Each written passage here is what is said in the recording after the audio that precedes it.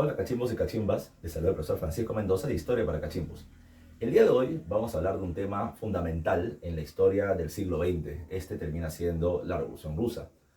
¿En dónde se encuentra su importancia? Bueno, son varios los puntos, pero en particular es que por primera vez la ideología socialista va a terminar logrando implantarse en un país y llevarse a la práctica política, ¿ya? Pero para que esto suceda, van a haber una serie de pasos que vamos a ir revisando de manera progresiva.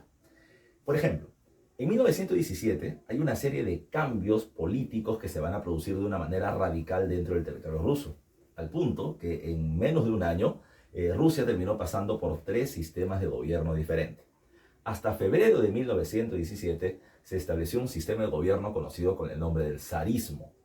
La palabra zarismo viene de la palabra zar, que es el nombre que se le termina dando al emperador. Y la palabra zar viene de un diminutivo de la palabra César, ¿ya? Que hace referencia a los gobernantes de la antigua Roma. El zarismo como tal se había terminado implantando desde hace aproximadamente 400 años dentro del territorio ruso, pero el último de sus gobernantes va a terminar siendo el zar Nicolás II, de la dinastía Romanov o de la familia Romanov.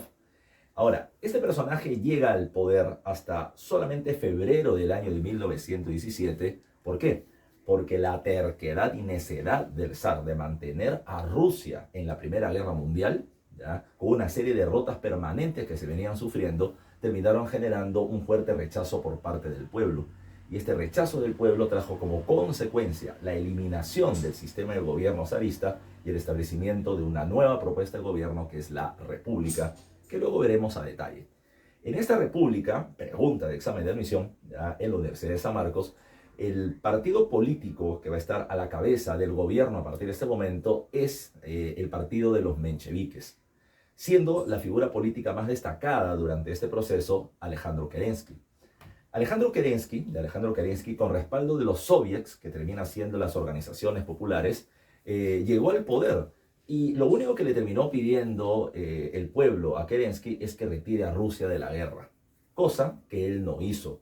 Sobre todo por la presión económica y política que venía ejerciendo la Triple Entente, donde Rusia pertenecía, y en particular Gran Bretaña, a la cual se le venía teniendo una gran deuda económica y una gran cantidad de inversiones inglesas sobre su territorio.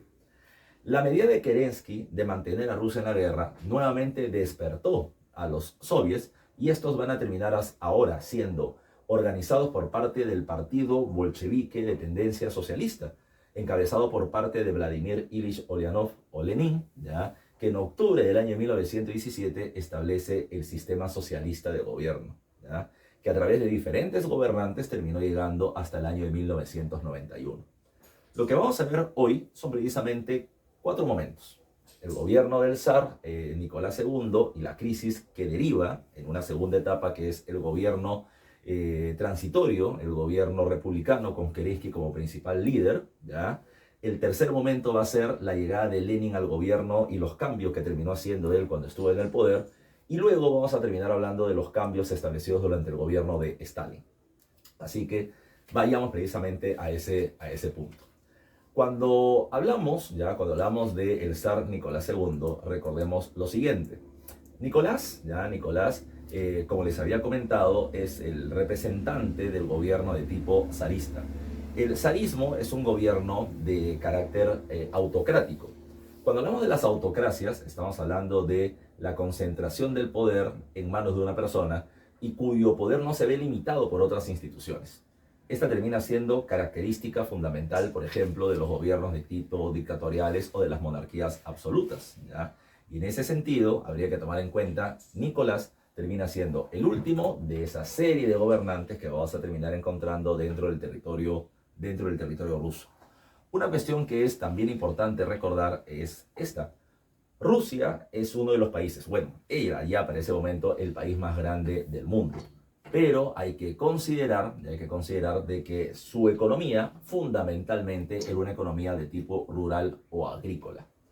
Pero, eso sí, para inicios del siglo XX, Rusia se terminaba encontrando entre los 5 países de mayor desarrollo industrial del planeta. No porque haya tenido una burguesía sólida, ya, local, que haya permitido el crecimiento económico de Rusia, sino porque la inmensa cantidad de recursos que Rusia venía teniendo terminó atrayendo a inversores extranjeros. En segundo puesto, Francia, pero sobre todo inversores de capital británico, ingleses. O sea, Inglaterra tuvo ya mucho que ver en la industrialización de Rusia. Rusia, insisto, está entre los 5 países con mayor industrialización, pero no por su crecimiento económico, sino por las inversiones británicas sobre su región. Ahora bien, la llegada de la industria inglesa trae varias consecuencias, ¿ya? No solamente la industrialización, sino que con ello también trae una serie de ideologías políticas que en el siglo XIX se habían desarrollado. Por ejemplo, el liberalismo. Y esto va a terminar influyendo en la población, que va a terminar pidiendo libertades políticas o cambios en el sistema de gobierno. Por eso mismo es que se va a comenzar a criticar, ¿ya? A criticar la autoridad del zarismo y buscar cambios en el poder. También habría que tomar en consideración otra más. Además del liberalismo, se va a terminar pidiendo el nacionalismo, la no intervención del capital extranjero y el derecho a la autodeterminación política. Pero hay otras dos que son importantes para la clase: el anarquismo y el socialismo, las ideologías de los obreros. Y este punto es esencial. ¿Por qué? Porque como también venía pasando ya en otras partes del mundo, en otros países industrializados, la industrialización terminaba generando también un aspecto negativo. Y el aspecto negativo terminaba siendo la explotación laboral de los trabajadores. Muchas horas de trabajo, ¿ya? Y pocos salarios. Ahora, hay que tomar en consideración que todo ello va a terminar sumando a las críticas que contra el gobierno se van a terminar llevando a cabo. Como le venía diciendo, la sociedad rusa es una sociedad fuertemente diferenciada. No solamente vienes teniendo al zar, que es la cabeza del gobierno, sino también tienes a una nobleza bastante poderosa que se le conoce con el nombre de los boyardos, dueño de una gran cantidad de tierras, ¿ya? También vienes teniendo a la iglesia cristiana ortodoxa, muy influyente en la sociedad rusa, y muy ligada también al gobierno central.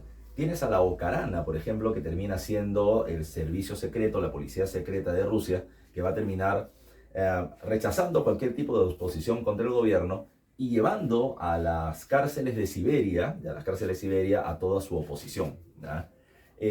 Ahora bien, el gobierno del zar, como insisto, va a terminar teniendo una serie de errores en el paso del tiempo. Hay algunos en particular que terminan marcando, ¿ya?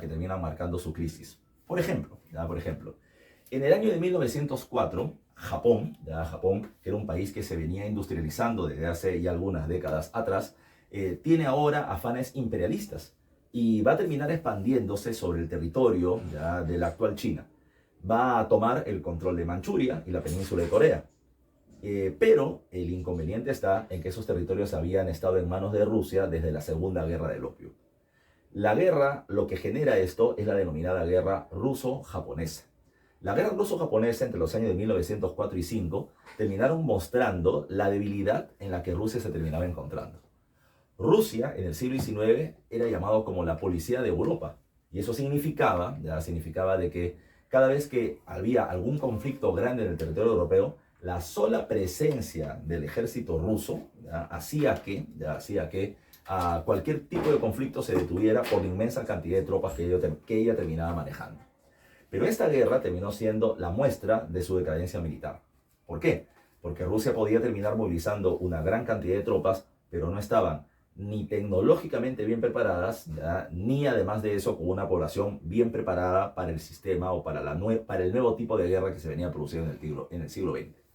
Cuando Japón invade estos territorios ya mencionados, Rusia termina enviando no solamente a sus tropas regulares, las cuales rápidamente van a ser derrotadas, sino que estas van a terminar siendo reforzadas con población, sacadas del campo agrícola y llevados al campo de batalla. ¿Qué generó esto como consecuencia? No solamente la derrota de estas tropas que terminaban siendo ineficientes, sino que súmale que a la menor cantidad de pobladores en el campo, la producción de alimentos se reducía y se encarecían sus precios.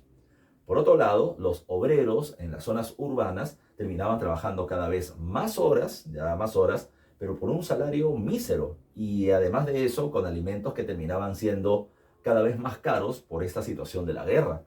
La situación es que no solamente el campesino se empobrecía y rechazaba la guerra porque sus familiares iban a morir, sino que los obreros también rechazaban el conflicto por la explotación laboral que se venía produciendo. Ni qué decir de los militares y de los marinos. Mucha de la fuerza naval que se encontraba en el mar Báltico para poder defenderse de una posible agresión de Europa fueron llevados a la guerra contra Japón y terminaron siendo derrotados. ¿Ya? No había forma de poder vencer a Japón, pero insisto, la necedad del zar de mantenerse en la guerra y de no terminar reconociendo su derrota, lo único que terminó generando fue cada vez un mayor, profundo rechazo por parte de la población. Uno de estos eventos terminó siendo el llamado Domingo Sangriento. En 1905, ¿ya?, un grupo de pobladores rusos terminó yendo a misa, y el sacerdote popular de la época, que terminaba teniendo un gran, digamos, un espíritu social, ¿ya?, para la época, va a terminar diciéndole a la gente: saliendo de la misa vamos a protestar ante el palacio del zar por la situación de crisis en la que nos encontramos y por la continuidad de la guerra. Cuando ellos terminan llegando hacia el palacio del zar, quien lo recibe termina siendo el ejército. Y cuando la gente terminó diciendo tenemos hambre, el gobierno le terminó diciendo: ¿tienes hambre? Pues toma plomo, y le llenaron el estómago de esos y los terminaron matando. Mucha gente murió, y a este evento se le conoce con el nombre del Domingo Sangriento, que es considerado como uno de los puntos que va a terminar generando el incremento del malestar de la población contra el gobierno. A partir precisamente de este asesinato rechazado por parte de la población, es que obreros, militares, campesinos, comenzaron a tomar los espacios públicos. Las plazas, por ejemplo, de San Petersburgo, van a terminar generando las reuniones de población de manera espontánea, quienes van a comenzar a discutir de política. Y van a discutir de que la derrota en Japón era evidente, y que la terquedad del zar de mantenerse en el conflicto terminaba siendo absurda, ¿ya? La gente comenzó a plantear no solamente que el zar era bastante obtuso en las decisiones políticas que venía tomando, sino que además de eso, que era necesario algunos cambios en el poder. Entonces, se comenzó a criticar el gobierno, no solamente al gobierno, el sistema de gobierno, y comenzaron a surgir diferentes ideas. Repito, a esta unión de obreros, militares y campesinos que se fueron organizando de manera espontánea se les conoce con el nombre de soviets, y fue pregunta de examen de admisión de la Universidad de San Marcos, ¿ya? Los soviets que nacieron en San Petersburgo rápidamente se van a multiplicar en diferentes regiones de Rusia, y van a comenzar a generar una ola de voces en contra del sistema zarista, A esto habría que sumarle un tercer evento, ¿ya? Se termina produciendo el motín de marineros de una embarcación llamada como el acorazado Potenkin. Entre junio y julio del año 1905, los marinos de este barco terminaron tomando a los altos mandos militares y terminaron yendo precisamente hacia Moscú, donde terminaron lanzando una bala de cañón que terminó atravesando la ciudad, atacando precisamente al palacio del zar. La situación ya era cada vez menos manejable por parte del gobierno. Precisamente por la presión popular tan grande, sobre todo por parte de los soviets que se fueron organizando en diferentes regiones de Rusia, el zar decide conceder algunos cambios. Y ese cambio que él va a terminar concediendo, ¿cuál fue? Fue la formación de un congreso, lo que nosotros llamamos congreso y que en Rusia se le conoce con el nombre de Duma. Esto, nuevamente, pregunta de examen de admisión en San Marcos, ¿ya? Esto terminó siendo una revolución de tipo liberal. ¿Por qué? ¿Ya? ¿Por qué? Porque el pueblo ahora tendría participación en el gobierno o en las decisiones del gobierno, reduciendo el poder absoluto que el zar antes terminaba teniendo, ¿ya? Pero se dice que esta es una revolución liberal que fracasó. ¿Y por qué se le termina llamando así? Porque la primera Duma, elegida por parte del pueblo en el año 1905, fue bastante opositora del zar. Y como al zar no le gustó, disolvió la Duma y al año siguiente convocó una nueva. La segunda Duma, ya los elegidos para la segunda Duma, seguían teniendo una posición política muy dura contra el zar, y el zar la volvió a disolver. La tercera Duma de 1907, por el contrario, los congresistas dijeron: si nos oponemos al zar, el zar nos va a terminar votando y perdemos nuestros beneficios. Por eso mismo la tercera Duma es mantequillita, hacían todo lo que el zar terminaba pidiendo y el zar los dejó en el gobierno.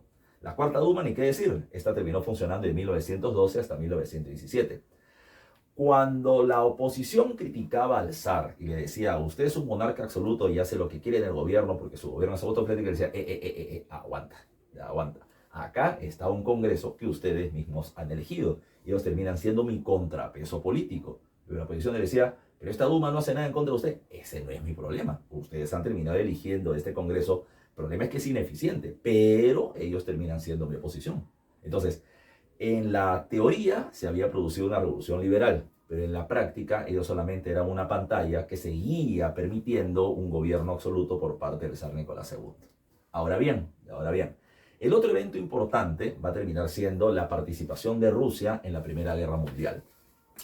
Rusia, como lo conocemos, terminó siendo parte de un grupo llamado como la Triple Entente, con Gran Bretaña y Francia, que buscaron rodear a Alemania para que ésta evite sus acciones militares. ¿Pero qué pasó?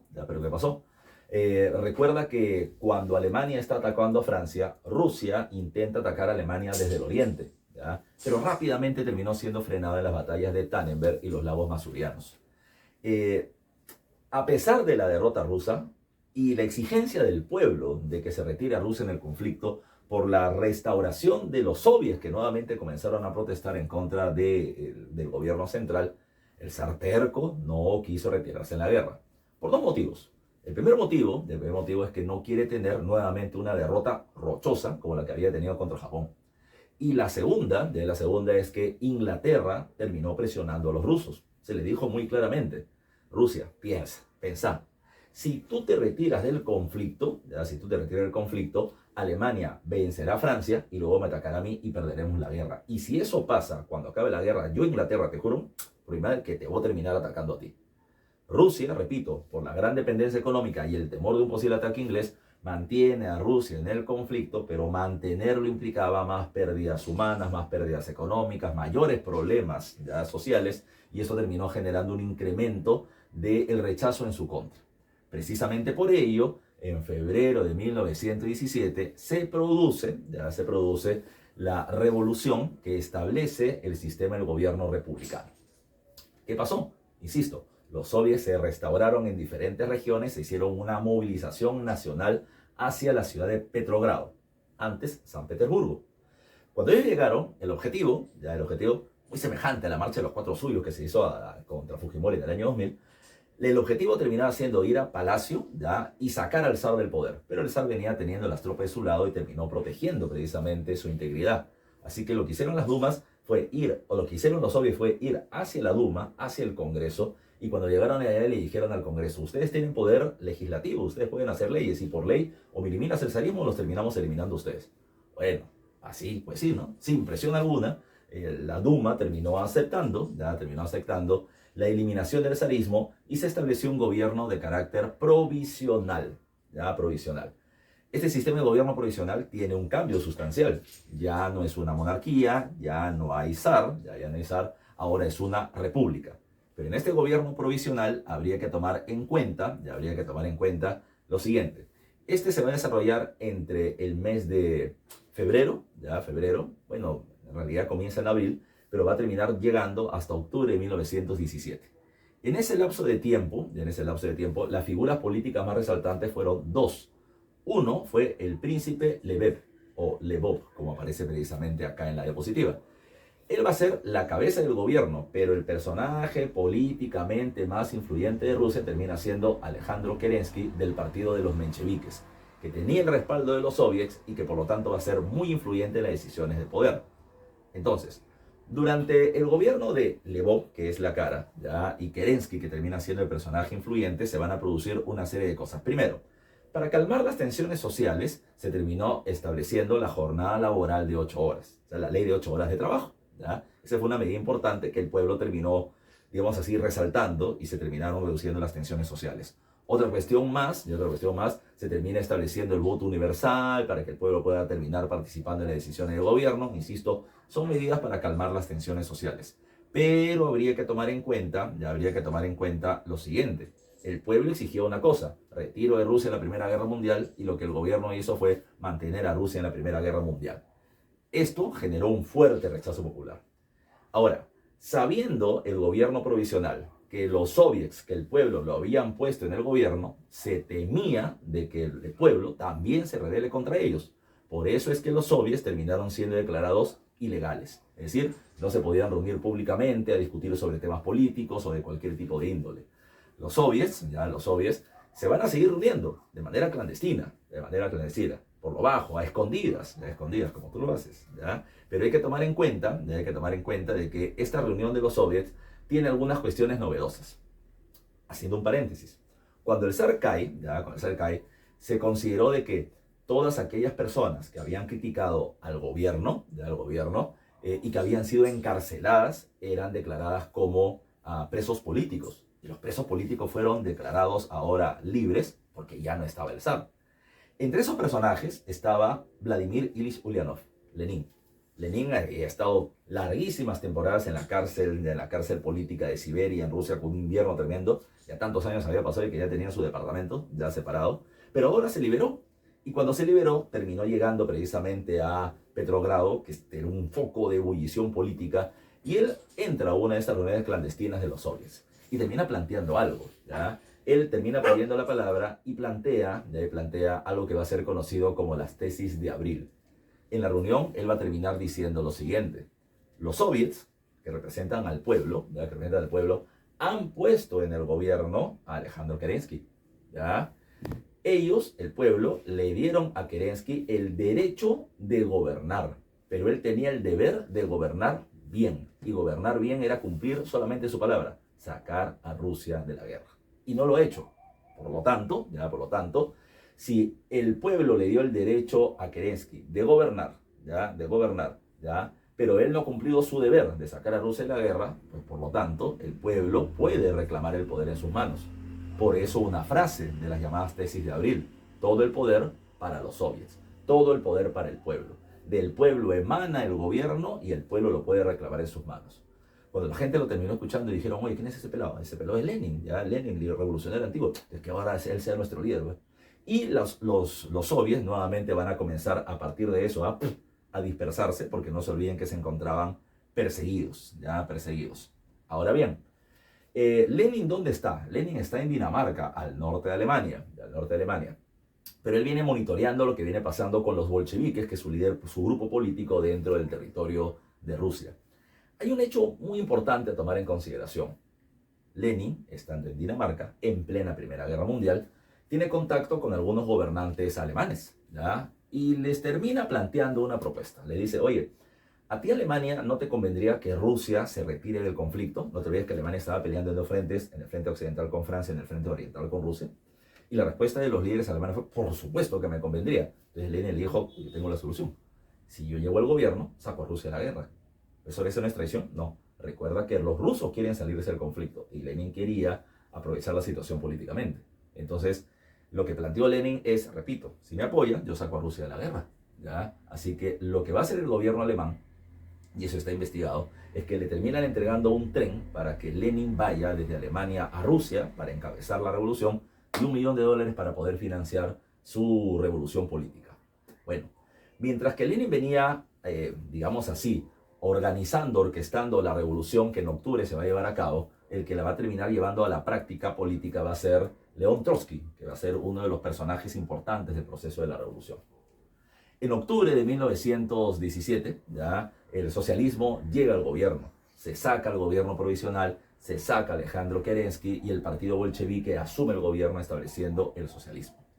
Lenin va a ser el líder político de Rusia entre octubre de 1917 hasta enero de 1924, en que fallece.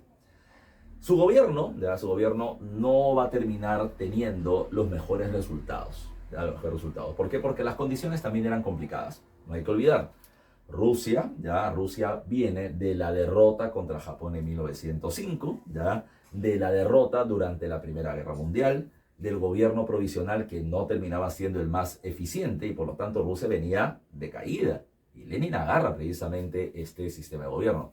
No voy a meterme a discutir las obras políticas de Lenin y muchas de sus propuestas ideológicas, porque si no este video sería extensísimo. Estamos viendo más un video de historia que de filosofía política, ¿ya? Podríamos hacerlo en otro momento, pero es otro tema diferente. Entonces vámonos a la práctica. Cuando Lenin llega al gobierno, establece algo llamado con el nombre del comunismo de guerra. El comunismo de guerra se va a caracterizar, ¿por qué? Porque Lenin va a establecer una serie de medidas, inmediatas para poder superar o intentar superar la crisis que se venía viviendo, ¿ya?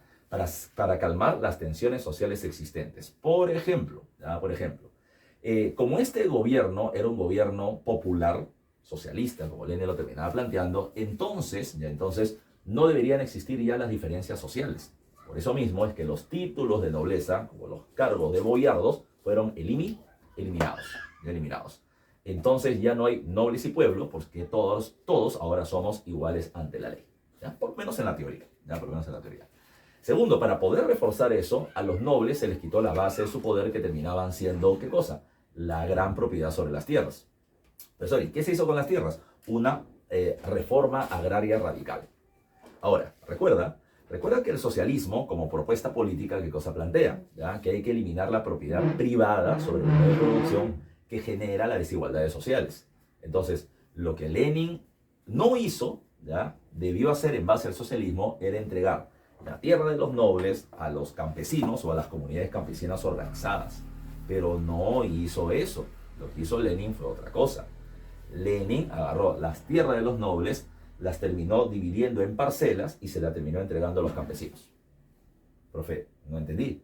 Pero eso no es socialismo. Eso no es socialismo. Sí, claro que sí. Pero hay que recordar lo siguiente. No todos los rusos eran socialistas. El número de socialistas en Rusia termina siendo un número reducido. Ellos están encabezando la revolución, pero no todo el pueblo comparte sus ideas. No todo el pueblo comparte su ideología y por lo tanto no tiene cómo imponerla. Lo que va a terminar haciendo Lenin es hacer lo que la gente pedía. Lenin tiene una buena frase que a mí me encanta, ya en política, y él decía que para poder ser un buen político hay que tener buen oído. Y eso implica que hay que escuchar lo que la gente termina pidiendo. Y el pueblo pedía su tierra. Si a Lenin se le ocurría entregar las tierras a las comunidades, eso tal vez generaría un rechazo del campo en su contra. Y lo que Lenin necesita ahora es estabilizar la situación dentro de Rusia. Así que elimina los títulos, hace una reforma agraria, tierras en propiedad para los campesinos y se calman las tensiones sociales en la zona rural. Por otro lado, ¿qué es lo que se hace? Se elimina la propiedad privada sobre los grandes medios de producción como es la industria. Y las industrias ahora terminan pasando a manos del Estado. Lo que decía el gobierno de Lenin es que a partir de estas estatizaciones se podría generar mejores condiciones laborales y salariales para los obreros y por lo tanto reducir las tensiones sociales en la zona urbana. Por otro lado, como el gobierno necesitaba recursos, liquidez para poder hacer obras, lo que también va a terminar haciendo es un proceso de estatización de la banca, ¿ya? Pero además se genera otro punto importante, la eliminación del ejército. De acuerdo a la teoría socialista, el ejército termina siendo el brazo armado de la clase dominante para poder someter al pueblo. Entonces Lenin decía, pues el ejército no debe existir, porque termina siendo un gobierno del pueblo para el pueblo. Entonces no vamos a terminar teniendo un sistema represivo contra el pueblo porque el pueblo ahora está gobernando. Se eliminó el ejército. Error, ¿ya? Error porque va a suceder lo siguiente. Si bien Lenin ha tomado esta decisión, hay que ver dos aspectos también que son importantes. Desde que Lenin llega al gobierno, en octubre del año 1917, a Rusia en la práctica ya se retira del conflicto. Pero legalmente lo va a terminar haciendo el día 3 de marzo de 1918 cuando se firma el Tratado de Brest-Litov.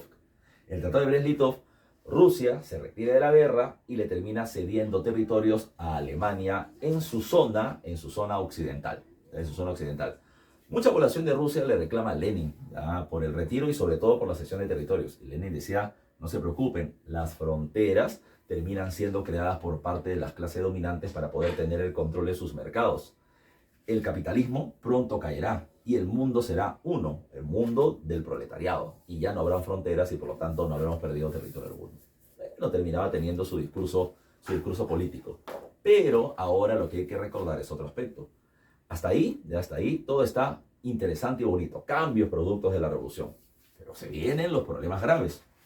Apenas Rusia se retira o apenas los socialistas llegan al gobierno, pues se va a iniciar un conflicto interno muy duro que se le conoce con el nombre de la Guerra Civil. La Guerra Civil rusa va a comenzar en 1917 y va a culminar en 1923. Aunque ya en 1921 había acabado, vamos a tener algunos remanentes hasta 1923.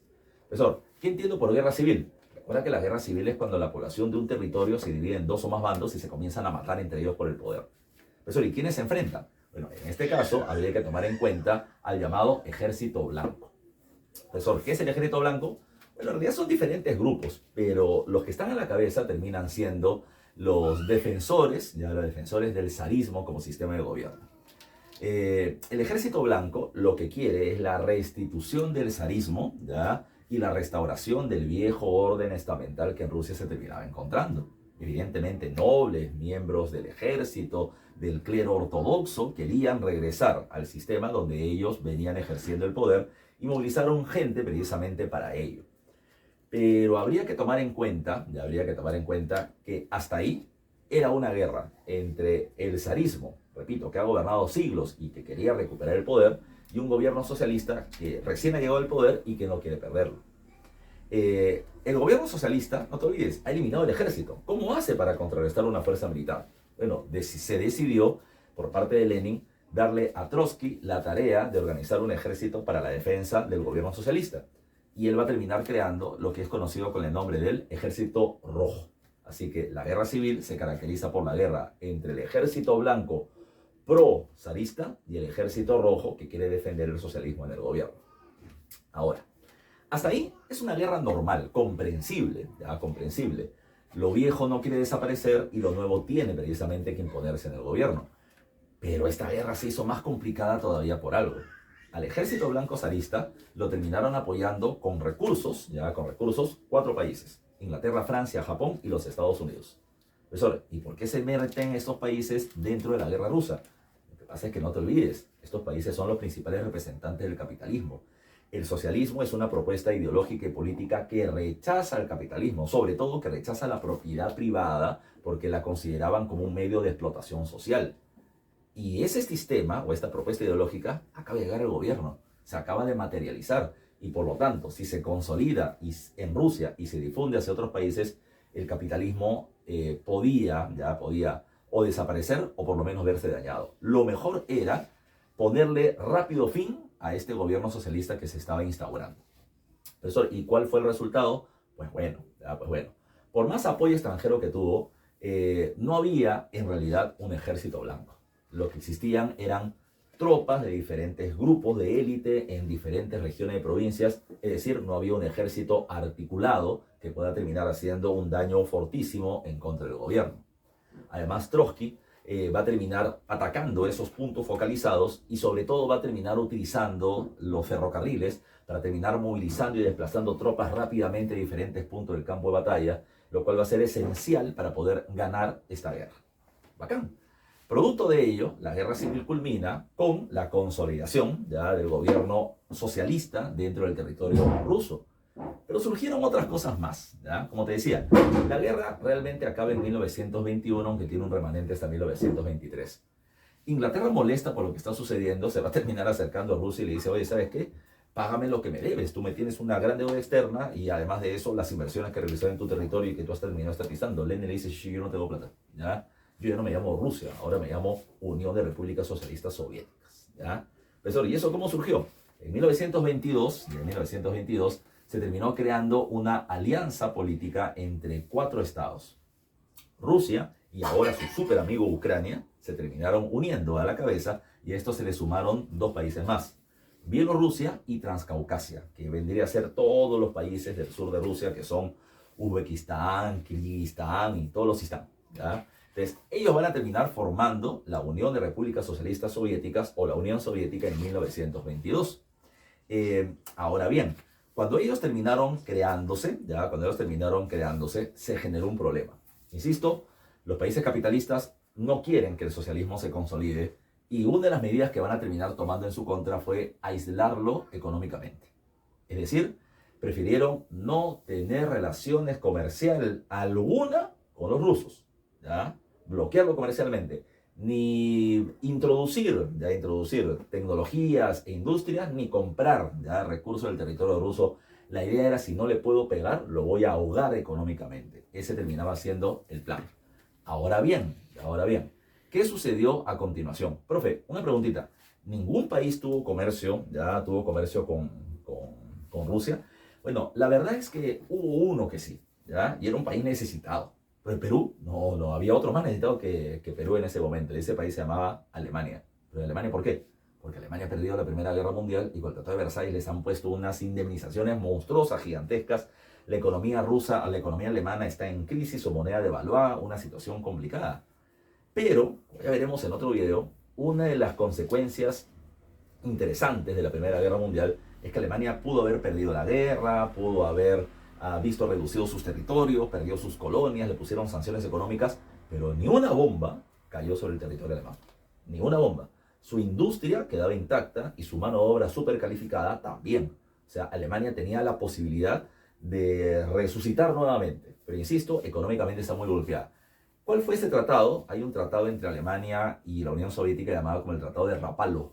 El Tratado de Rapallo, que se estableció que Alemania iba a terminar transfiriendo tecnología, conocimiento al gobierno soviético y que la Unión Soviética proveería de alimentos al territorio alemán. Un tratado interesante que se hizo por lo bajo. Pero vamos a otro punto más. Repito, Lenin está en el gobierno, ha establecido el socialismo, pero ha enfrentado una guerra interna muy dura que también ha golpeado económicamente el país y además está bloqueado por parte de las potencias extranjeras. A partir de ello, Lenin termina planteando una nueva propuesta de cambio económico, que se le conoce con el nombre de la NEP o Nueva Política Económica. Lo que busca Lenin, ya como dice la diapositiva, es buscar el desarrollo de una economía mixta, es decir, entre una economía planificada, promovida por parte del Estado, y además de eso, un sistema de mercado donde se promueva la inversión privada. La idea de Lenin ya es que esta inversión privada tenía que ser una inversión, primero, extranjera, porque ahí estaban los capitales. Lenin se chocó con una realidad que él no esperaba. La realidad era que Rusia era un país industrializado, pero de manera precaria. Es decir, no terminaba teniendo una gran industria y por lo tanto, pasar de una economía capitalista incipiente ¿ya? A un gobierno socialista radical no terminaba siendo seguramente la mejor de las opciones. Pero Lenin decía, no importa, se puede hacer un cambio cualitativo para eso, pero ahora la realidad le terminaba diciendo que no, que requería precisamente de un mayor desarrollo industrial y por eso quería atraer el capital extranjero. ¿Ya? La propuesta de Lenin era lo siguiente, a ver, países extranjeros, potencias industriales, acá me presento, mi nombre es Unión Soviética, soy un país gigante con una inmensa cantidad de recursos naturales, así que vengan y explótenlos. ¿Ya? Eso sí, pueden venir y explotarlos, pero tres cosas. Se va a terminar respetando las leyes de la Unión Soviética, se va a terminar tratando dignamente a los trabajadores con un mejor salario y mejores condiciones laborales, y además de eso, ustedes van a estar solamente durante un tiempo en mi país, siempre y cuando cumplan las reglas. Bueno. ¿Saben cuántos países extranjeros quisieron invertir en Rusia? Ninguno. ¿Por qué? Porque invertir en Rusia era consolidar al sistema socialista y eso es lo que menos se quería. Así que como no se pudo atraer al capital extranjero, se va a comenzar a promover el desarrollo de una suerte de clase media o pequeña burguesía nacional dentro de Rusia, para terminar buscando precisamente un crecimiento económico. En ese sentido, lamentablemente, los llamados kulaks, si me falla la memoria, no van a terminar, los kulaks, que van a ser estos medianos dueños de tierras y pequeños empresarios, no van a terminar teniendo los resultados que se hubiesen terminado queriendo. Se promueve una moneda nacional que termina siendo el rublo, pero no terminó de consolidarse tampoco, ¿ya? Así que por lo tanto la situación de Rusia o de la Unión Soviética no venía mejorando. Además, Lenin ya venía teniendo algunos problemas de salud que se fueron agravando y en 1924 Lenin fallece.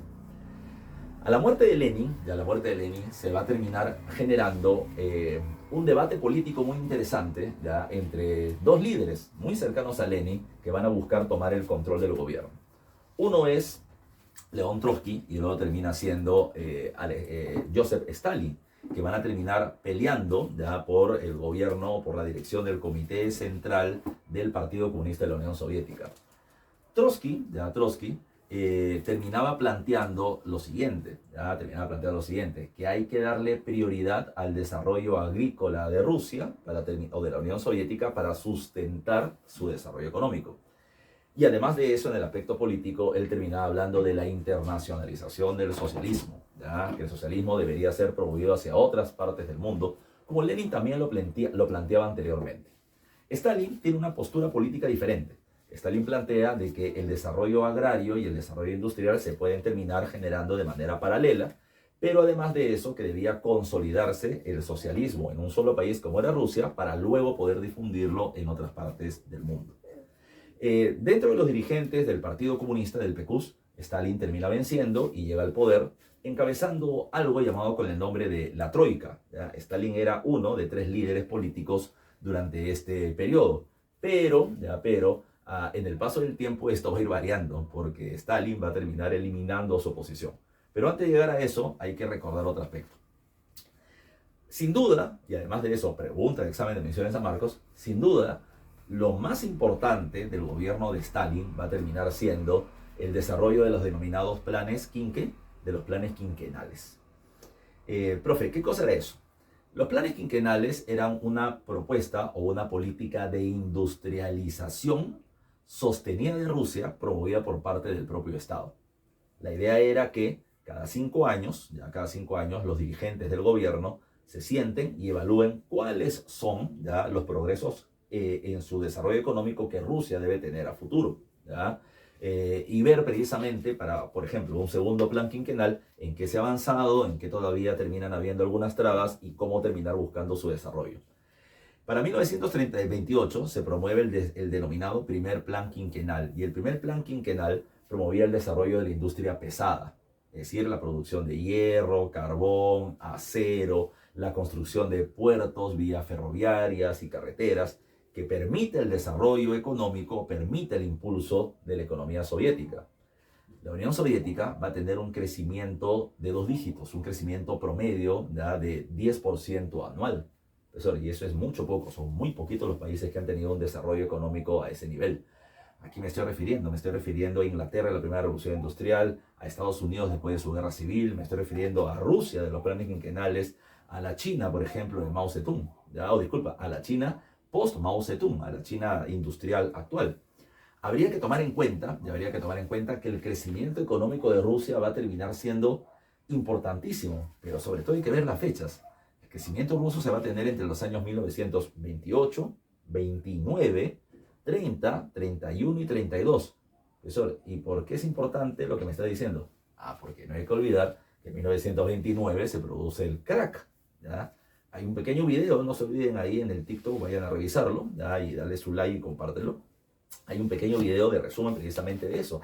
Se produce el crack de 1929 y entre 1929 y 1933 la crisis que nació en los Estados Unidos se expande hacia todo el mundo capitalista.